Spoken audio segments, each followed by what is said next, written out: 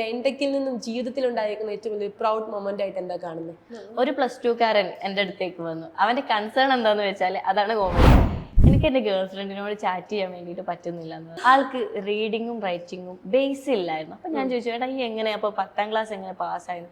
അതെങ്ങനെയൊക്കെയോ adjust ചെയ്ത് പിന്നെ cuttings ഒക്കെ വെച്ച് എങ്ങനെയൊക്കെയോ പാസ്സായി. +2 പാസ്സല്ല, ആൾക്ക് പുറത്തേക്ക് പോകണം, അതിനോടൊപ്പം തന്നെ ഈ ഗേൾ ഫ്രണ്ടിനൊന്ന് മെയിൻറ്റെയിൻ ചെയ്യുകയും വേണം. ചാറ്റ് ചെയ്യണല്ലോ. അതെ, എങ്ങനെ ചാറ്റ് ചെയ്യുമെന്ന് ചോദിച്ചു. അപ്പോൾ പറഞ്ഞു അവൾ അയക്കുന്ന മെസ്സേജസ് കോപ്പി പേസ്റ്റ് ഗൂഗിൾ ട്രാൻസ്ലേഷനിലേക്ക് കോപ്പി പേസ്റ്റ് ചെയ്ത് അതിന്റെ ഓഡിയോ ഓൺ ആക്കിയിട്ട് എന്താ അയച്ചതെന്ന് നോക്കുകയാണ്. എന്നിട്ട് അവൻ അതിന് മറുപടി കൊടുക്കുന്നതും ആ ഗൂഗിൾ ട്രാൻസ്ലേഷനിൽ പോയിട്ട് ഓഡിയോ ഇട്ടിട്ട് അത് കോപ്പി പേസ്റ്റ് ചെയ്തിട്ട് ആൾക്ക് കൊടുക്കുക. അത്രയും റിസ്ക് ആൾ എടുക്കുന്നുണ്ട്. അത്ര റിസ്ക് എടുത്തിട്ടാണ് പ്രണയിക്കുന്നത്. അതെ അതെ.